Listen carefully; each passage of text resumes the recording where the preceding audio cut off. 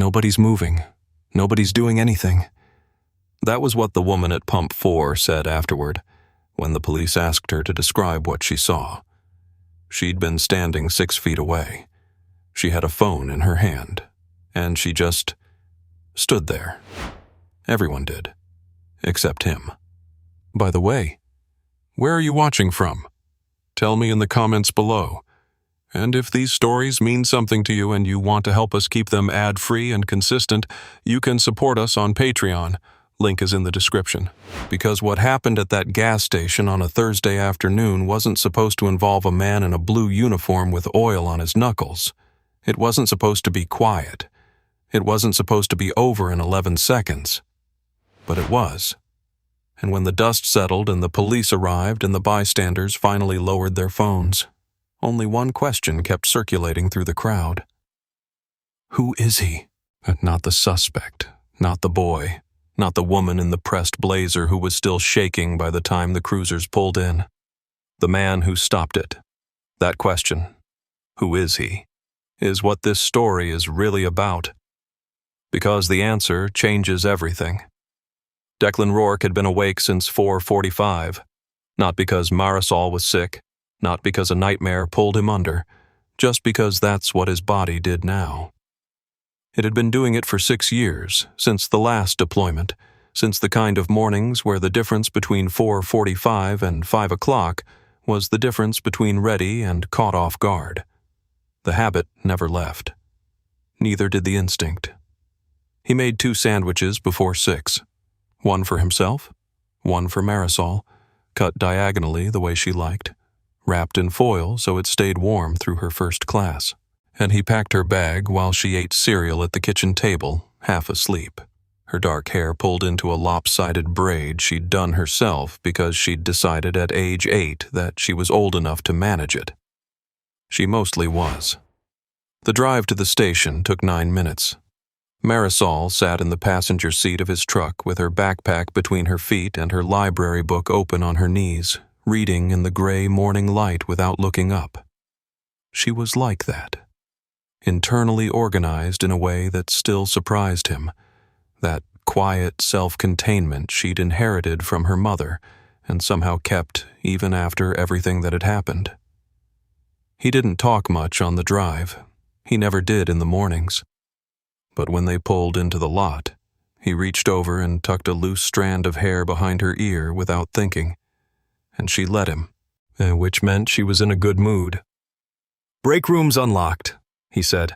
"Stay inside until Mrs. Ferreira comes at 7:30. "I know, Dad. I mean it. I know you mean it. You always mean it."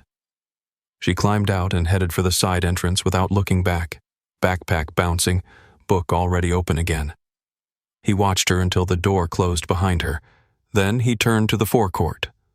The station sat at the junction of Route 9 and the interstate on-ramp, which made it useful and busy and almost completely invisible.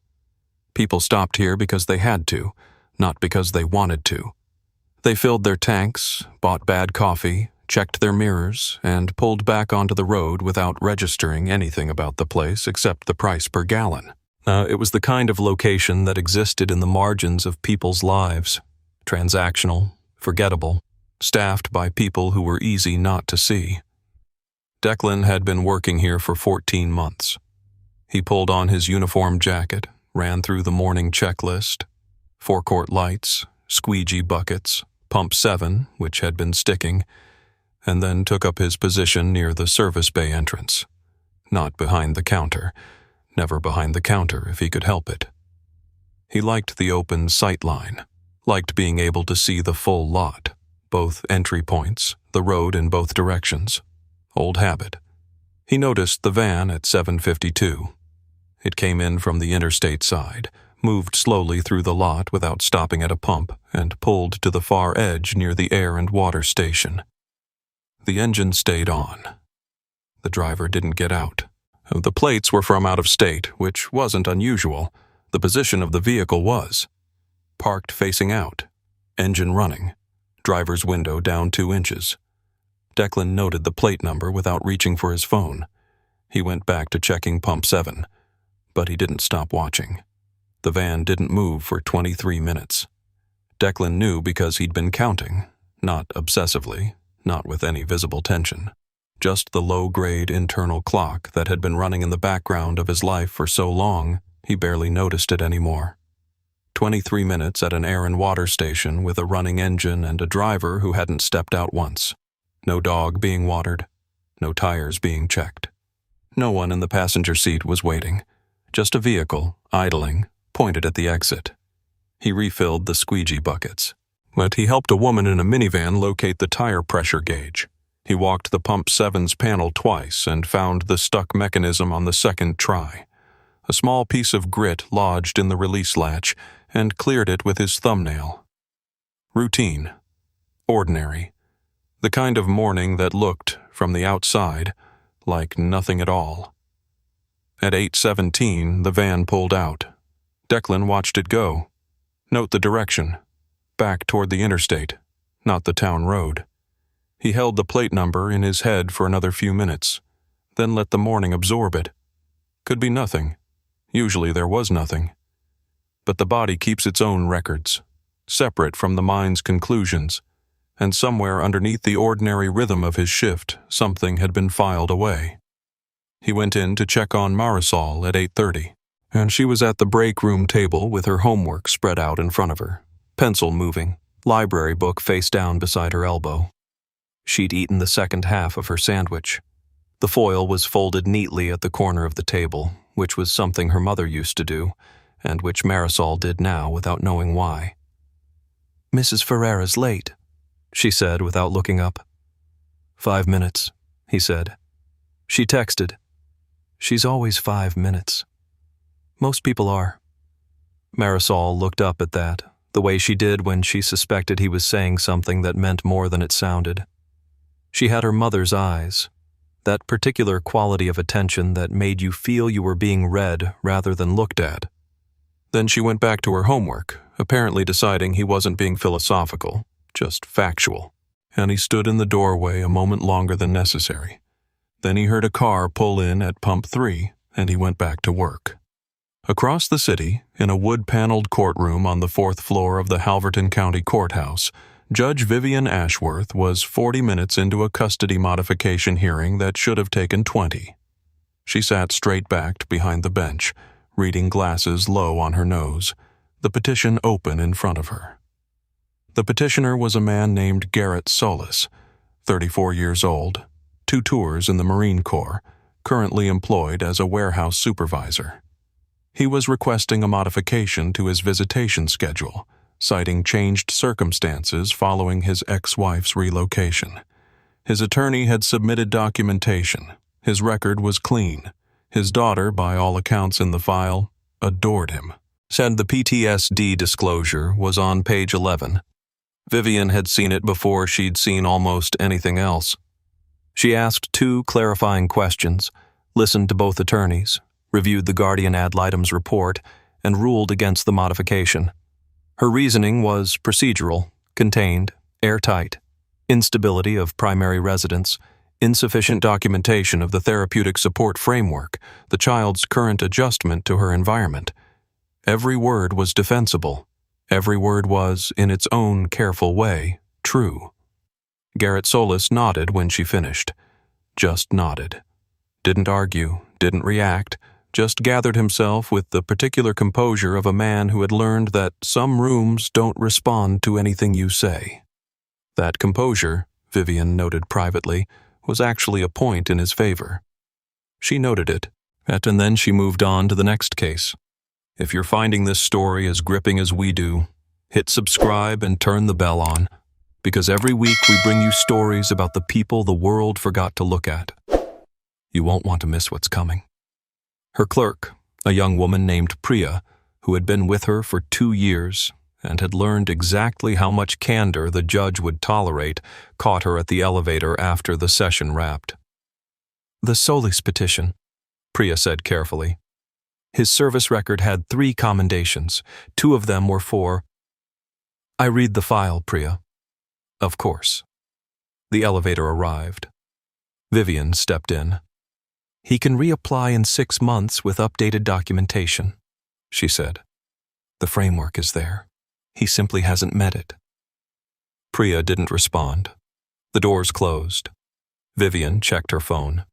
She had a 4:00 dinner, a conference call at 2, and she needed to collect Owen from his after-school program by 5:30 at the latest. She pulled up her navigation app and found the fastest route.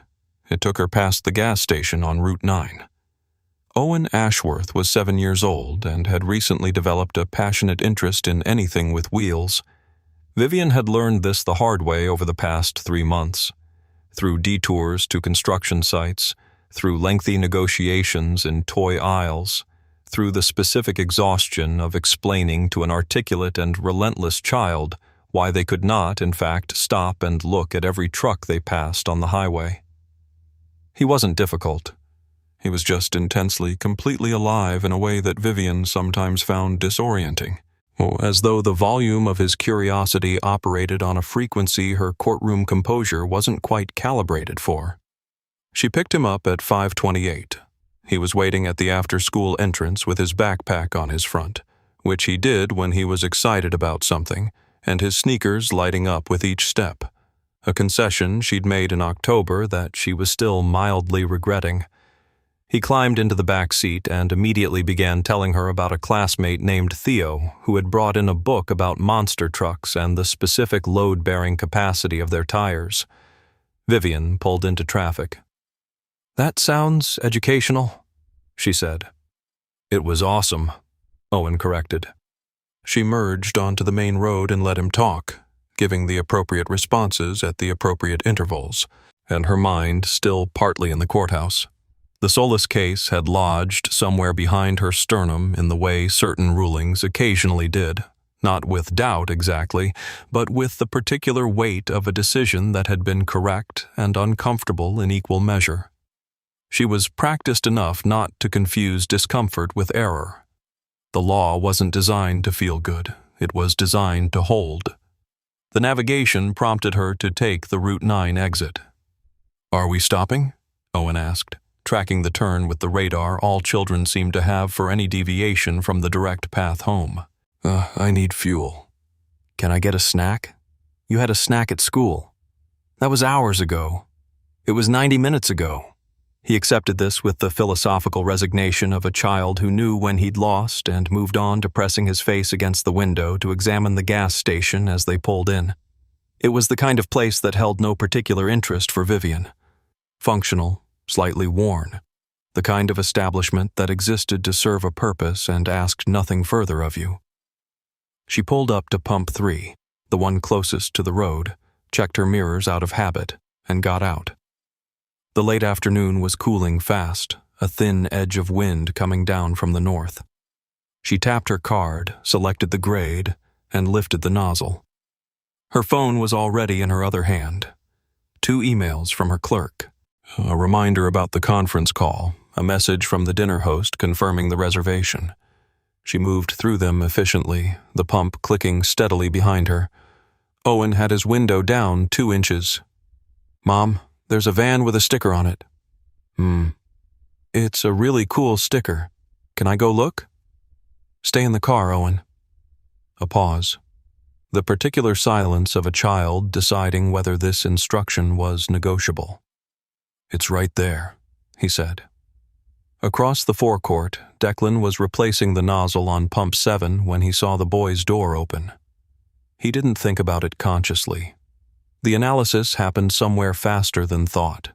The door angle, the direction of movement, the child's trajectory toward the far edge of the lot where the unmarked van had repositioned itself sometime in the last 4 minutes, back from wherever it had gone. Different spot now, closer to the air station, engine running again, driver's window down the same 2 inches as the morning. Same plate. Declan set the nozzle in its cradle and straightened. The boy was 7, maybe 8, moving with that particular confidence of a child who had been told no and was interpreting it loosely. The sticker on the van's side panel was bright, something cartoonish, deliberately bright, and the boy was walking toward it with his eyes fixed on it the way children fixed on things that were designed to fix their eyes. Designed. The van's side door was not fully closed. Declan was already moving before the door began to slide. He didn't run.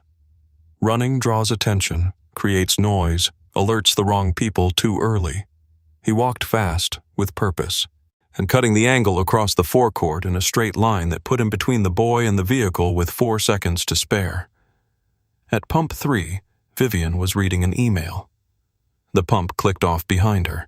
She didn't look up. The man in the van made his move at 5:41. Declan saw the door slide because he was already watching for it. Had been watching for it since the moment his feet started moving.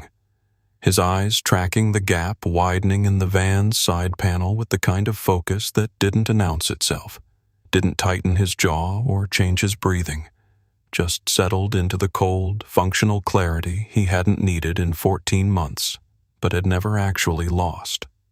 The driver was out of the vehicle before the door finished sliding, mid-40s, heavy build, moving with practiced casualness, at the specific body language of someone who had done this before, not running, not grabbing, just stepping into the boy's path with a wide smile and a crouch, getting down to eye level, one hand already extended toward Owen's shoulder.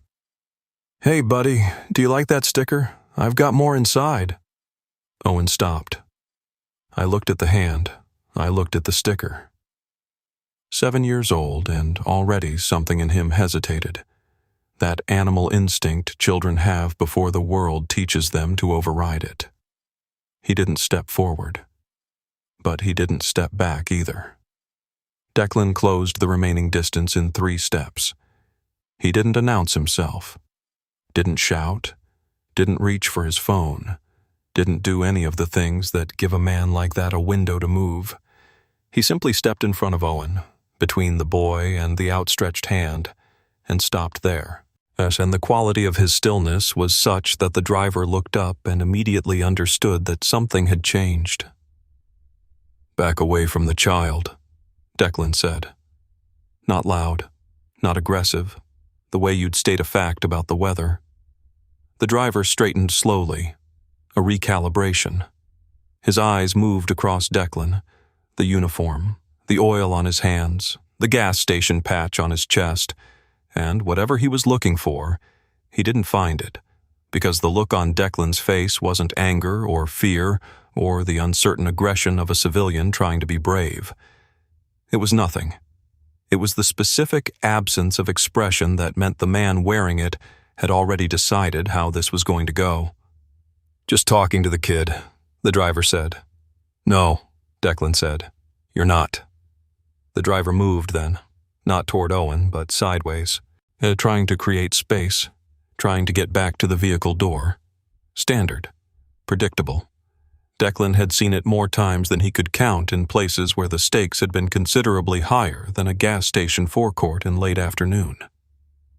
He stepped with him, maintaining the angle, and when the driver made the mistake of reaching back toward the door handle, Declan caught his wrist, turned it in a way that required almost no force but made movement both difficult and acutely uncomfortable, and walked him into the side panel of the van with the controlled efficiency of someone completing a familiar task. The driver's chest hit the metal. His free hand came up. Declan had it secured before it reached anything useful. "Don't," he said quietly. Same tone, same stillness. The driver stopped. The whole thing had taken 11 seconds. Owen was standing 6 feet away, completely still, watching with wide eyes and the slightly open mouth of a child who had just witnessed something that didn't fit any category he had available. Declan looked at him over his shoulder. One quick look, full attention, long enough to assess. "You're okay," he said. "Stand right there." Owen nodded. He stood right there. The side door of the break room opened and Marisol appeared in the frame, because she had heard her father's voice shift. Not the words, she was inside, but the tone carried through walls. And she was 9 years old and the daughter of a man who had taught her through years of quiet consistency exactly what it meant when his voice went flat and certain like that. She looked at the scene, looked at Owen. "Come here," she said to the boy, with the calm authority of someone considerably older than 9. Owen looked at Declan. Declan gave the smallest nod. Owen walked to Marisol.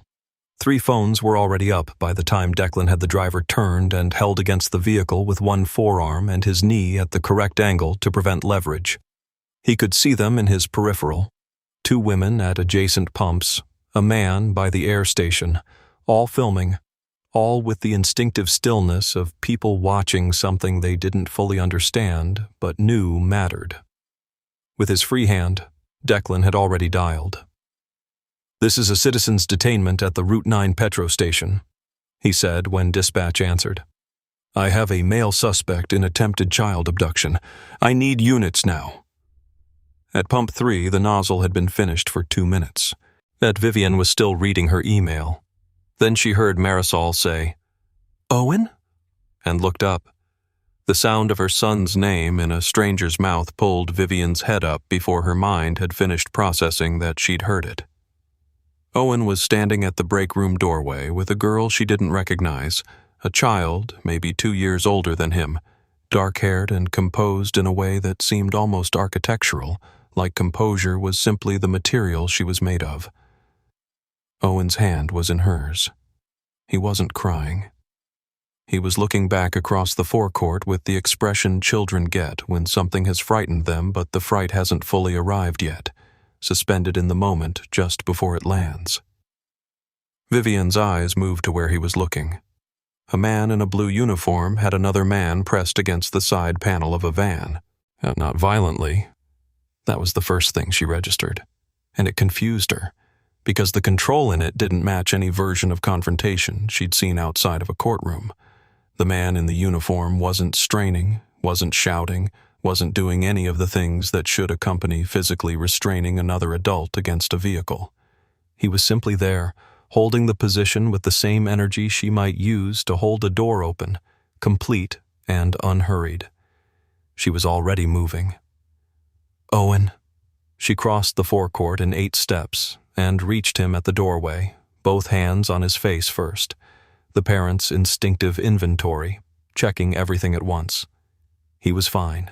He was entirely fine, but her hands were shaking in a way she didn't bother trying to hide. "There was a man," Owen said. "I know. He had stickers." "I know." "Ah, baby." "That man stopped him." Owen pointed at Declan, who had not moved, who was still holding the suspect against the van while speaking into his phone with the unhurried precision of someone filing a report. "He just walked over. Nobody else did anything and he just walked over." Vivian looked at the attendant again. She had a lawyer's habit of cataloging details in moments of stress. It was involuntary by now, the professional reflex that ran underneath the emotional response like a second track. What she cataloged, the economy of the restraint, the positioning of his body that blocked all useful movement without requiring visible effort, the way he was speaking to dispatch with complete sentences and specific language while maintaining full physical control of a grown man who outweighed him by 30 pounds. She had seen trained security personnel. She had seen police officers. She had seen, in various legal contexts, men who were paid specifically for their physical competence. This was different. This had the quality of something deeply practiced, not rehearsed, not performed, but worn in the way a language is worn by someone who has spoken it every day for years. The sirens were already audible in the distance. The girl, Owen's hand still in hers, looked up at Vivian with dark eyes that held neither fear nor particularly intense curiosity, just a kind of patient steadiness that was almost more unsettling than the scene behind her. "He's okay," the girl said. "Your son. He didn't get close enough." "Thank you," Vivian said, and meant it with a completeness she couldn't have articulated. What's your name?" "Marisol." "Is that your father?" Marisol looked across the forecourt at the man in the blue uniform. Something moved briefly in her expression. Not quite a smile, not quite pride. Something quieter than both. "Yeah," she said. "That's my dad." Two police cruisers pulled into the forecourt within 90 seconds of each other. Declan remained exactly where he was until the first officer reached him, then transferred the suspect with the kind of efficient handoff that made the officer pause, a fractional hesitation, a professional registering something unexpected, before snapping the cuffs on and taking control. Declan stepped back, rolled his right shoulder once, looked across the lot to where Marisol was standing with the boy and his mother, confirmed what he needed to confirm, and then did something that made three separate people watching later describe the moment in almost identical terms. He went back to check pump 7. Not dramatically. Not slowly, making sure people saw. He just turned, walked back to the pump, and crouched down to look at the release mechanism he'd been working on before all of this started. As though the most important thing, now that it was over, was to finish what he'd been doing. One of the women who'd been filming lowered her phone and said, to no one in particular, "Did he just go back to work?" If you've made it this far and this story is hitting you somewhere real, subscribe, turn the bell on, and stay with us. The best part of this one is still coming, and trust me, you don't want to walk in halfway. A second officer approached Declan with a notepad. Declan stood. Ate gave his name, his position, the plate number he'd memorized that morning, the timeline from first observation to detainment, and the exact wording of what the suspect had said to Owen. He gave it in order, without hesitation, without editorializing, the way someone gives a debrief. The officer wrote it all down without interrupting. Then he looked up. "You said you noted the plate this morning?" 752, Declan said. "First pass." The officer looked at him for a moment. Then he wrote that down too. The officer's name was Brandt, and he had been on the force for 11 years. In 11 years, he had taken a lot of statements. He had learned to read the difference between someone recounting an event and someone reconstructing one, the pauses, the hedging, and the way memory softened details at the edges when it was working honestly versus the suspicious crispness of a story that had been arranged in advance. He had learned to listen not just to what people said, but to the architecture of how they said it. Declan Rourke's statement had no edges. It moved in a single clean line from 7:52 in the morning to 5:41 in the afternoon, with times, positions, behavioral observations, and the specific language of the suspect's approach to the boy delivered in the same flat, careful register throughout.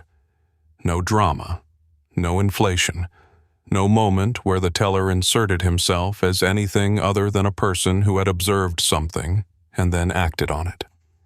Brandt finished writing, looked at his notes, looked at Declan. "Can I see some ID, Mr. Rourke?" Declan produced his wallet and handed over his license without comment and waited. Brandt took it back to his cruiser. Declan stayed where he was by pump 7 and watched the second officer managing the scene perimeter. Bystanders eased back, the van being photographed, the suspect in the rear of the first cruiser staring at the headrest in front of him. The phones were still out.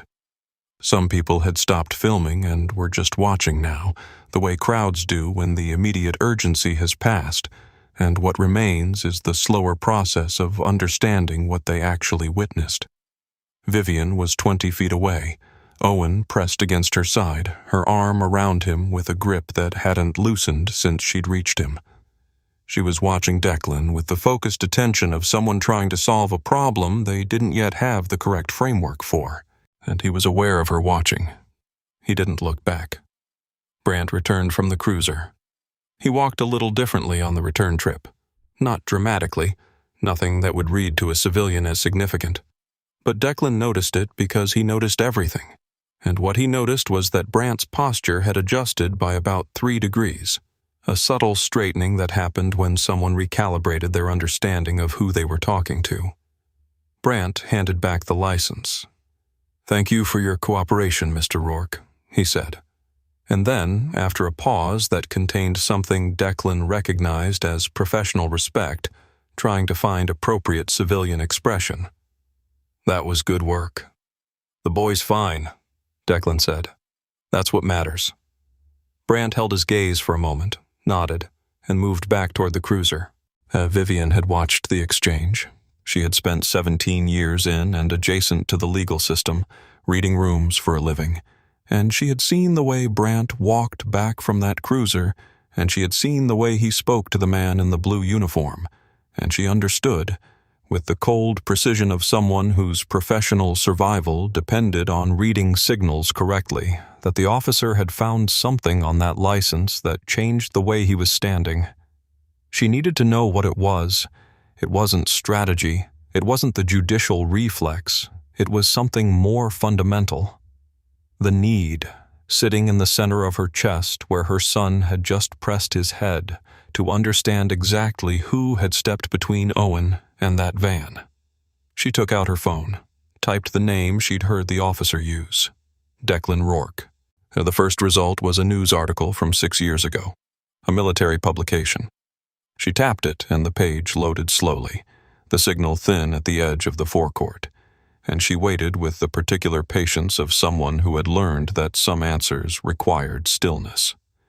The photograph loaded first, younger, sharper around the edges in the way people are before life rounds them down, dressed in uniform, not the blue gas station kind, the other kind.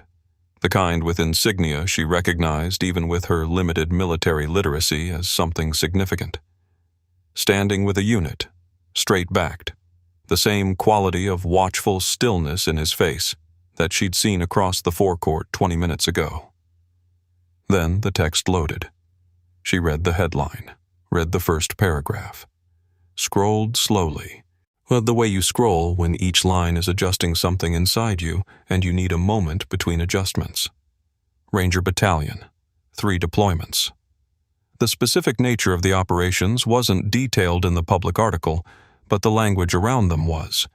The careful, understated language that military journalism used when the details themselves were classified. Commendations, a congressional letter, and then, buried in the final paragraph, almost incidental, a line about the unit's particular specialization, counter-kidnapping operations. Vivian stopped scrolling. She looked up from her phone. Across the forecourt, Declan was crouched beside Pump 7 again, working at something with his thumbnail, his back mostly to her, as ordinary and unremarkable as the asphalt beneath him. Her phone was still lit in her hand. Owen tugged her sleeve. "Mom," he said, "is that man going to be okay?" She looked down at her son, at his face, which was fine, which was completely fine, which was going to be fine because of the man crouching by the pump who had memorized a license plate at 7:52 in the morning and said nothing about it to anyone. "Yes," she said. Her voice came out steadier than she felt. "He's going to be okay." The cruisers were gone by 6:45. The forecourt settled back into itself the way places do after something has torn through them, not all at once, but gradually, the ordinary sounds returning in layers. A car at Pump 2, the hiss of the squeegee bucket, the distant rhythm of the interstate carrying people toward wherever they were going, indifferent and continuous. Declan locked the service bay and walked to the break room. Marisol was at the table where he'd left her that morning, homework packed away now, library book open again, the foil from her sandwich still folded at the corner. The familiarity of it, the specific, small constancy of his daughter at that table in that position, landed somewhere in his chest with a weight he didn't try to name. She looked up when he came in. "Police took a long time," she said. "They usually do." "The lady kept looking at you." He pulled out the chair across from her and sat down. His right shoulder was talking to him slightly, the old injury from the second deployment that the cold always found before he did. He rolled it once and it quieted. "What lady?" he said, though he knew. "The boy's mom." Marisol turned a page without looking at it. She was reading something on her phone and then she just stared at you for like 2 whole minutes. "People stare after something happens. Not like that." He didn't answer that. Marisol had a precision about observations that he'd stopped arguing with around the time she turned 7. She wasn't speculating.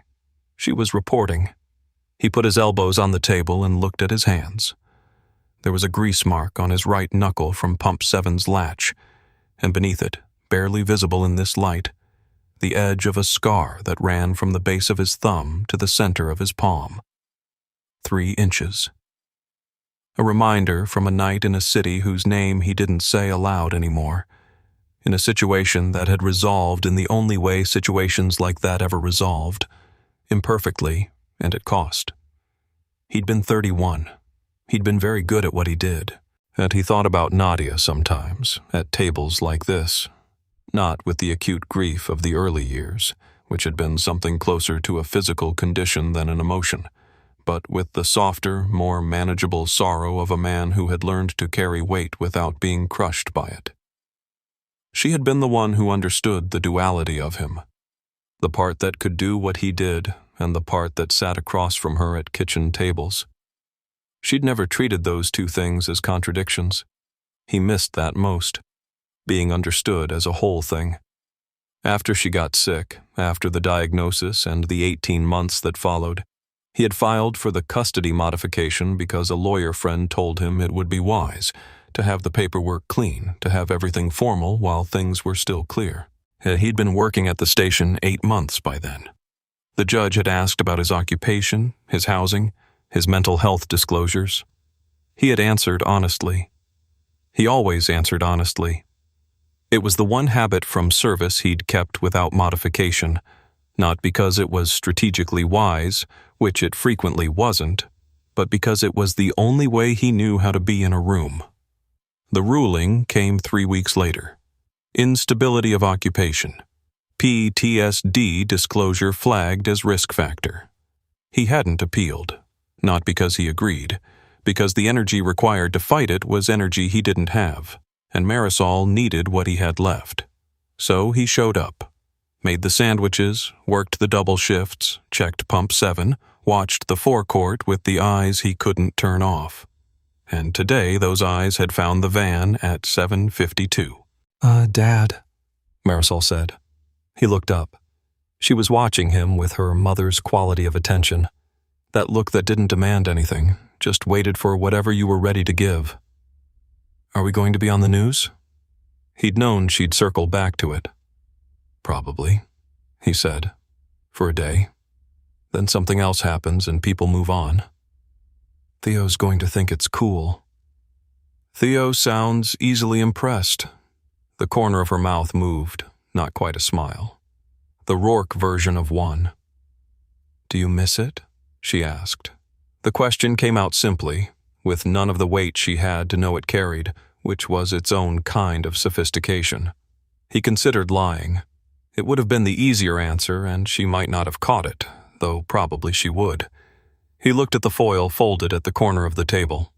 Looked at her. Some of it, he said honestly. She nodded, accepting this with the equanimity of a child who had been told true things since she was old enough to understand them. But not the being away part. Not that part, he said. No.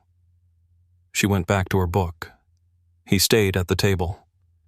Outside, a car pulled up to Pump 3.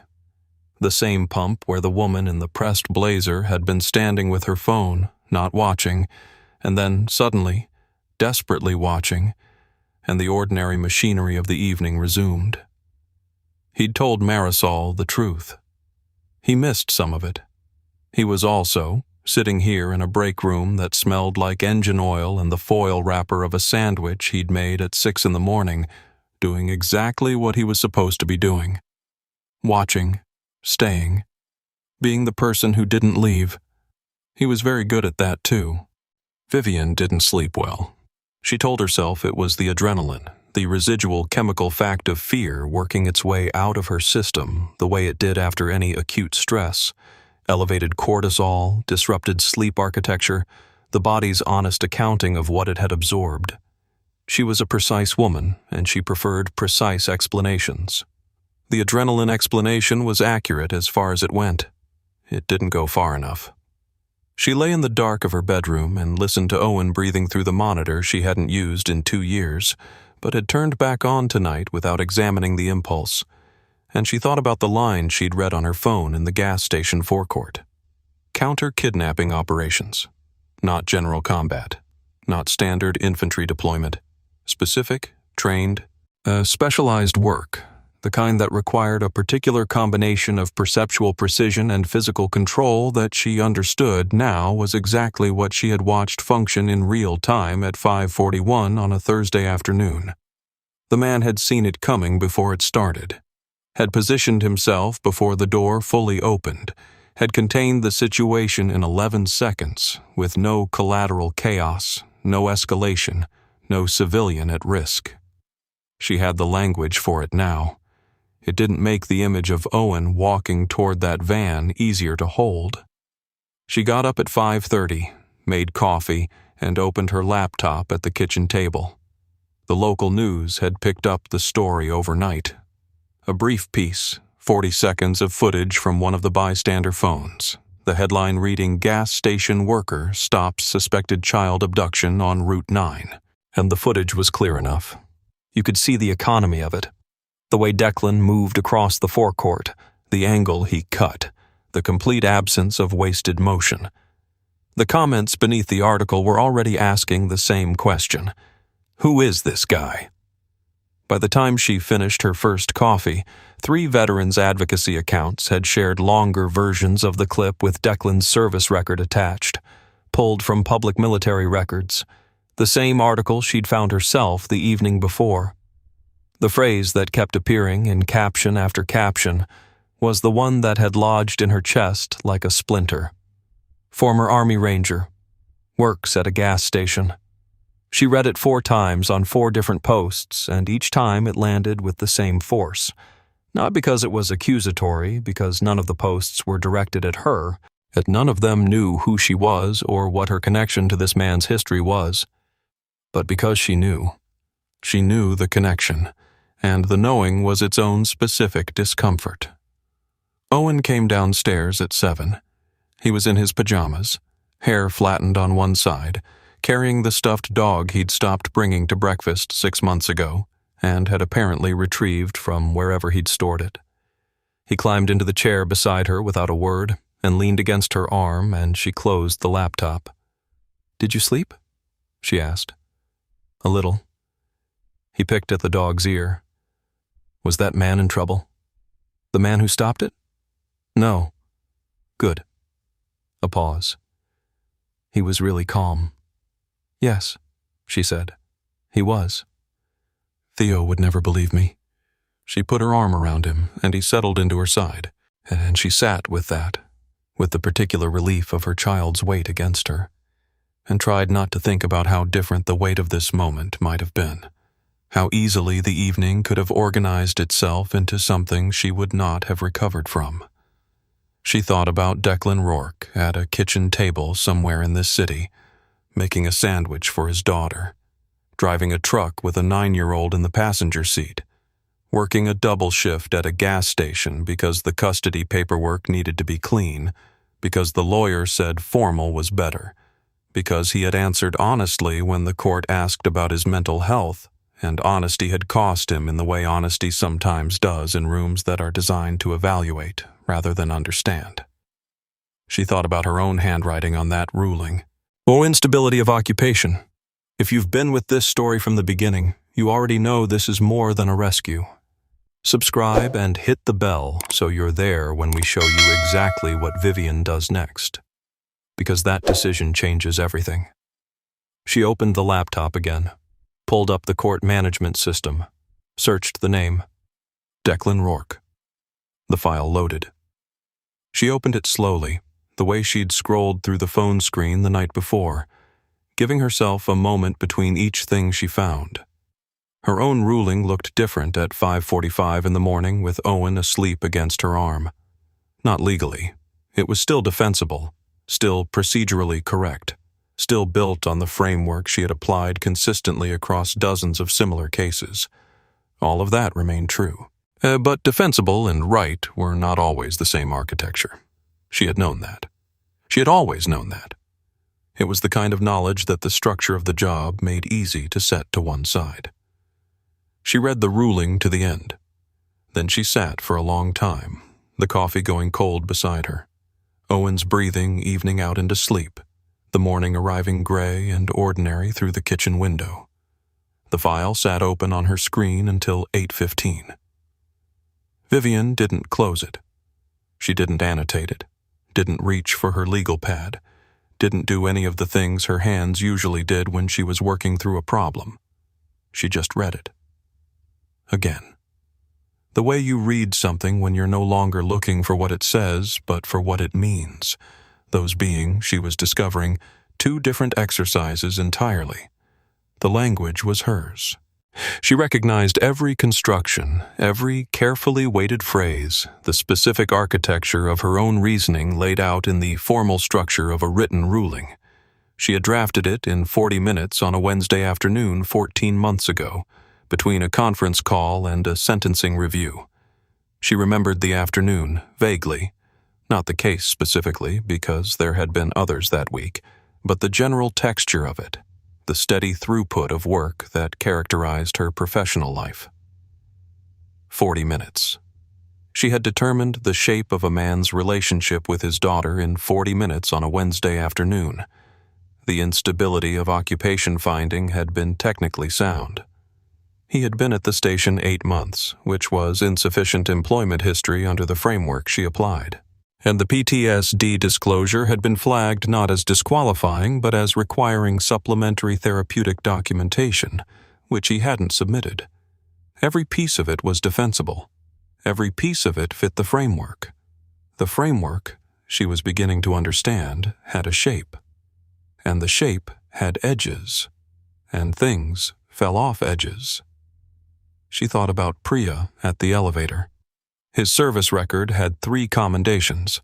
She had moved past it. Not cruelly, not dismissively, just efficiently, the way you moved past the details that weren't structurally relevant to the analysis you were conducting. You couldn't absorb everything. The system processed volume. That was its function. The system had processed Declan Rourke in 40 minutes. He had not appealed. That detail had seemed neutral in the file. Administrative, as people didn't appeal for all kinds of reasons. Cost, exhaustion, legal access, the calculus of fighting a ruling versus adapting to it. She had never, before this morning, sat with the specific weight of why a man like Declan Rourke might not appeal. A man who answered honestly, who put his PTSD disclosure in the paperwork because the form asked, and he had apparently decided that honesty was non-negotiable even when it wasn't strategic. A man who looked at a system that had ruled against him and concluded, without apparent bitterness, that the energy required to fight it was better given to his daughter. That was the word Marisol had used. Dad. Just that. No inflation, no ceremony. The most ordinary word in the language and somehow the most complete answer to every question the file had raised. Vivian closed the laptop. She drove Owen to school herself instead of arranging the car service. She held his hand across the parking lot, which she didn't usually do anymore because he'd told her in September, with great seriousness, that he was old enough to walk into school by himself. He didn't object this morning. He seemed to understand, with the instinct children had for when their parents needed something, that this was one of those mornings. At the door, he hugged her around the middle. "Bye, Mom. Have a good day, baby." He went in. She stood at the entrance until he disappeared around the corner of the corridor, then walked back to the car and sat in the driver's seat for a moment before starting it, and allowed herself to feel the full weight of what the previous 16 hours had deposited in her. Then she drove to the courthouse. Miss Priya was at her desk when Vivian came through. She looked up with the calibrated neutrality of someone who had learned to read her employer's mood from the quality of her footsteps in the corridor. "Morning," Priya said carefully. "Pull 3 files for me." Vivian set her bag down and turned on her computer. "Veterans' custody petitions from the last 24 months, specifically the ones where the PTSD disclosure was flagged as a factor in the outcome." Priya's expression didn't change, but something shifted behind it. "All of them?" she asked. All of them. That might be. I know how many there are, Priya. She said it without sharpness, a statement, not a rebuke. Pull the files. Of course.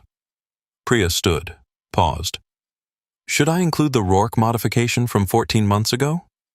Vivian looked at her screen. It'll be in the set, she said. Yes. Priya left to pull the files. Vivian opened her email. There was a message from a local news producer requesting comment on her presence at the Route 9 incident. There was one from a veterans advocacy organization, a polite, carefully worded note that had clearly been drafted by someone who understood the legal system well enough to know exactly how to apply pressure without appearing to. She read the advocacy letter twice. Then she opened a blank document and began to write. Not a ruling, not a memo. Something she hadn't written in a long time. A set of questions she was putting to herself, in her own words, without the framework organizing the answers in advance. Outside her window, the city was fully awake. Somewhere across it, she knew. A man in a blue uniform was checking Pump 7. She started writing. Declan found out about the review on a Tuesday. His lawyer, a woman named Cecile Adeora, who handled veterans' legal aid cases out of a shared office on Merchant Street, and who had told him 14 months ago, with genuine regret, that the appeal window had closed before he'd contacted her, called him at 8 in the morning while he was cleaning the service bay. He had the phone wedged between his ear and his shoulder, a rag in one hand, the bay door letting in the cold morning air and the sound of early traffic from Route 9. The court has initiated a review, Cecile said. 3 cases. Yours is one of them. He kept cleaning.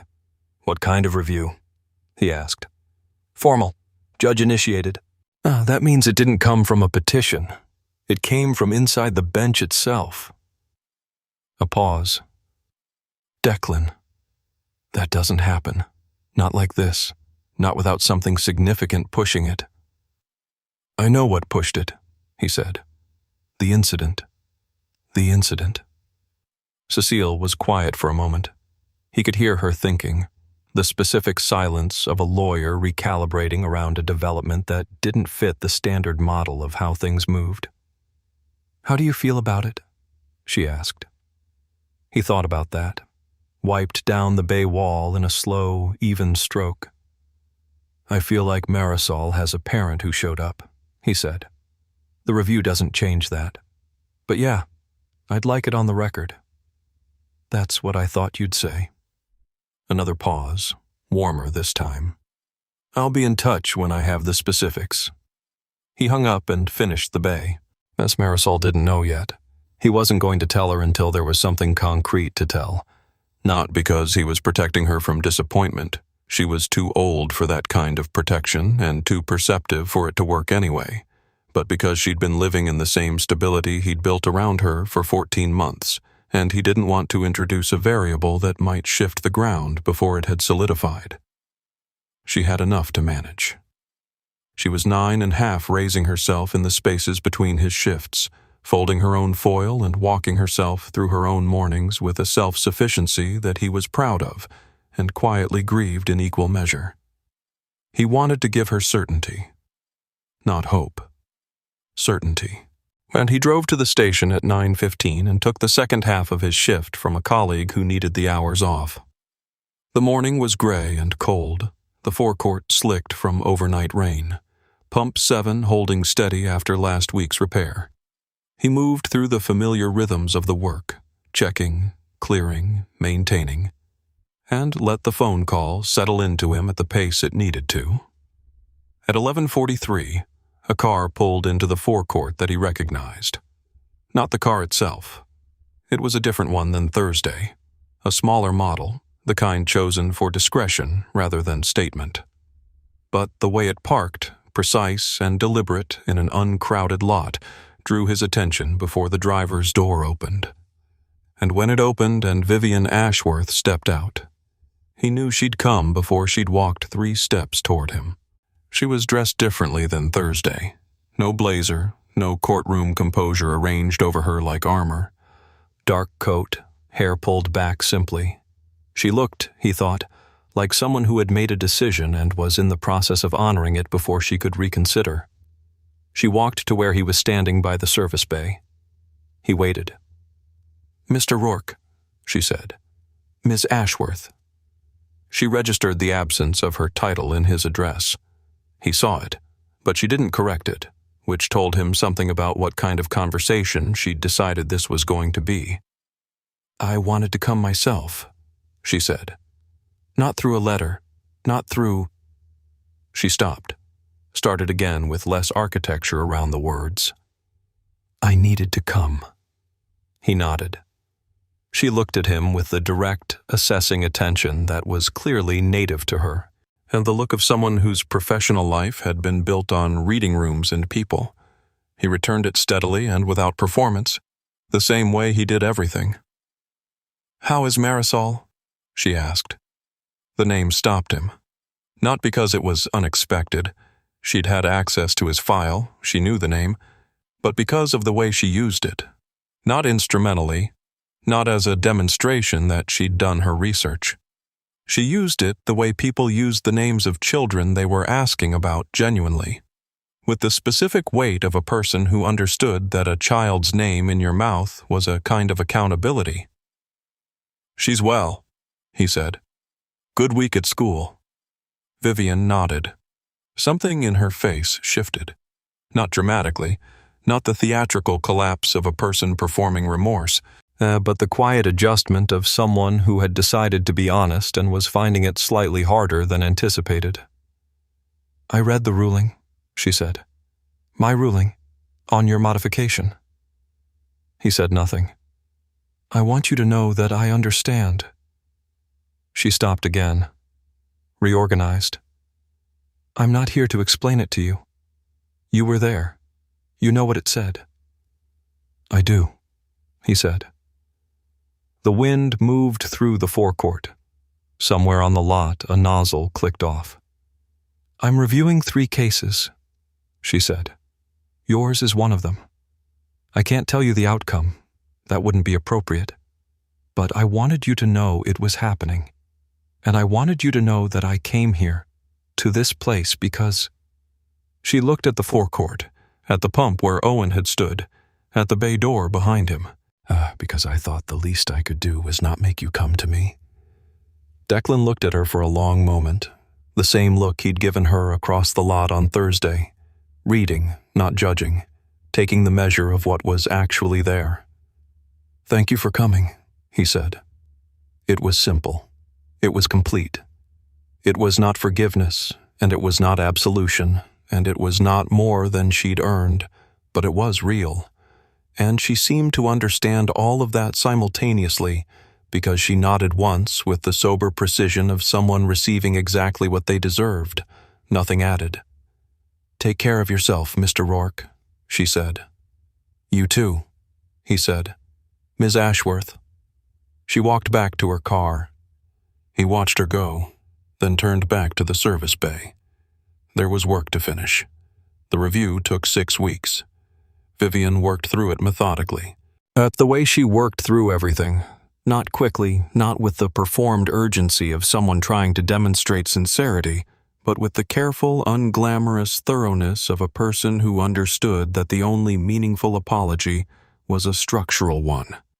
She pulled all 3 files. She read every page. She brought in an independent consultant from a veterans' mental health organization, a woman named Dr. Sasha Ferment, who had spent 15 years working with combat veterans in family court contexts, and who sat across from Vivian for 2 hours on a Wednesday afternoon and said things that were difficult to hear and accurate to the point of being irrefutable.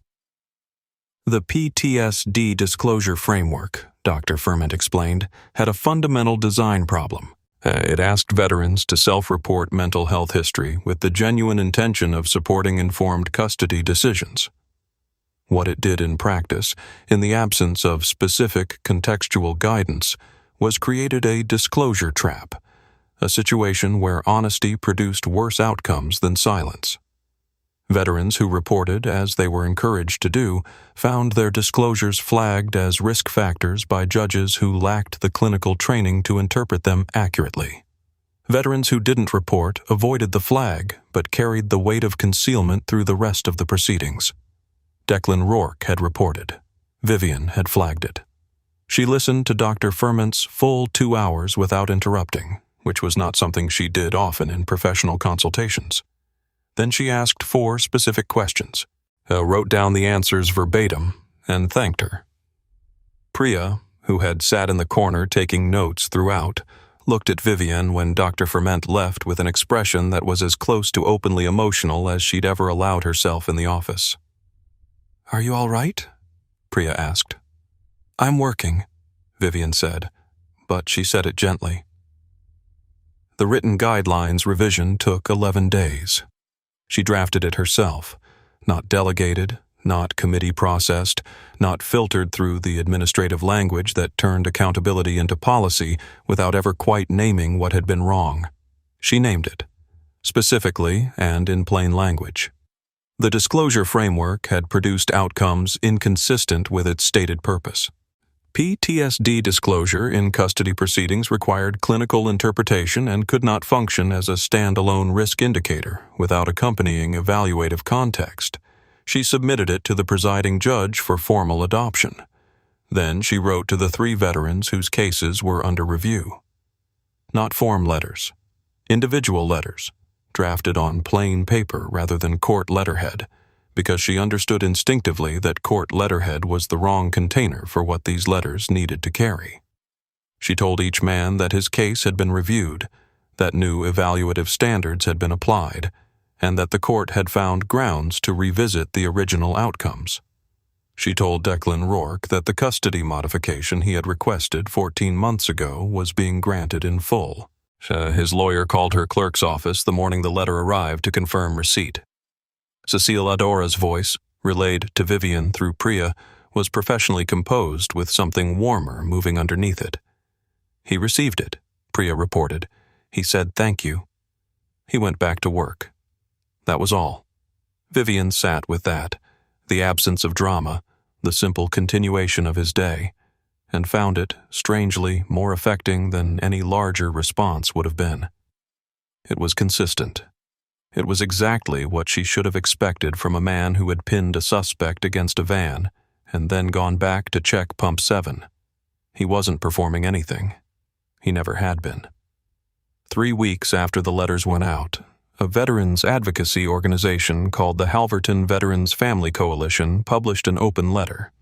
It was measured, specific, and clearly drafted by someone with legal literacy. It cited the revised guidelines by name, acknowledged the review process, and called the framework revision a meaningful step toward equitable treatment of veteran parents in family court proceedings. In the final paragraph, almost incidentally, it mentioned a gas station on Route 9. It didn't name Declan directly. It referred instead to a veteran whose intervention during a child abduction had inadvertently illuminated a systemic blind spot in the family court framework, and whose quiet persistence in the 14 months prior to that moment had represented exactly the kind of parental stability the framework was designed to recognize but had failed to. The letter circulated widely. The phrase that appeared in the shares and reposts, the one that became, briefly, at the caption the story was traveling under, was not about the abduction. It wasn't about the 11 seconds or the van or the plate memorized at 7:52 in the morning. It was a single sentence from the letter's second paragraph. He didn't fight the system loudly. He just kept showing up for his daughter. Vivian read it on her phone during her lunch break, sitting alone in her office with the door closed. She read it twice. Then she set the phone face down on her desk and looked at the window for a while. Priya knocked at 1:15. "You have the Delgado hearing at 1:30, she said through the door. "I know." Vivian stood, straightened her jacket. "Pull the file." "And Priya." "Yes?" "If there's a mental health disclosure in the Delgado petition, flag it for Dr. Ferment's review before I rule." A pause. "Oh, of course," Priya said, quietly. like something had been settled. Vivian picked up her legal pad and walked toward the door, and the work continued as it always did, imperfect, incremental, and today, at least, pointed in the right direction. 6 weeks after the review concluded, Declan made spaghetti. It wasn't a special occasion, it was a Wednesday, which was his short day. Off at 4, home by 4:20, enough time to cook something actual instead of reheating whatever he'd prepped on Sunday. Marisol had strong opinions about spaghetti, specifically about the ratio of sauce to pasta, which she monitored from the kitchen doorway with the critical attention of someone who had been burned before. "That's too much pasta," she said. "Oh, it's the right amount of pasta. Last time you said that it was too much pasta. Last time I was wrong," he said. "This time I'm right." She considered this with the seriousness it apparently deserved, then came and sat at the table, pulling her knees up to her chest in the chair, watching him stir. The kitchen was warm. Outside it was fully dark by 5 now, the winter pressing in early, and the light in the kitchen had that particular enclosed quality that Declan had always associated with the feeling of being somewhere safe. He hadn't felt it in every kitchen he'd ever stood in. He felt it in this one. "Cecile called today," he said, not looking up from the pot. Marisol went still in the way she did when something mattered. "About the papers?" "About the papers." He turned the heat down, set the spoon on the rest beside the stove. "It's done. Official. Everything's clean." She was quiet for a moment. "What does that mean?" she asked. Not because she didn't understand. She understood precisely, but she was 9 and she needed to hear it said in plain language by the person it concerned. "It means the court looked at the paperwork again and decided it was wrong the first time," he said. "And now, it says the right thing. About you being my dad. About me being your dad." She unfolded from the chair and crossed to him and put her arms around his middle with the sudden, unself-conscious force of a child who had decided that the moment required it, pressing her face into his chest. He put his hand on the back of her head and held her there. And the spaghetti simmered, and the kitchen was warm, and he stayed very still, the way he'd learned to stay still in the moments that asked for it. After a while, she pulled back and returned to her chair with the pragmatic efficiency of someone who had received what she needed and was ready to move on. "Is it too much pasta or not?" she said. "It's perfect," he said. "That's not a real answer." "It's the only answer you're getting." She smiled then. The full one. Not the Rourke version, the real one that she kept for moments when she'd decided being reserved wasn't worth the effort. It rearranged her whole face, and she looked, in that moment, so completely like her mother that something in his chest caught and then released the way it did.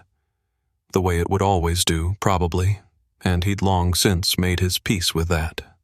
They ate at the kitchen table. After dinner, Marisol did her homework and he cleaned up, and when she went to bed, he sat for a while in the quiet of the kitchen with a cup of coffee. He'd already decided he was drinking too late and thought about the 6 weeks just past.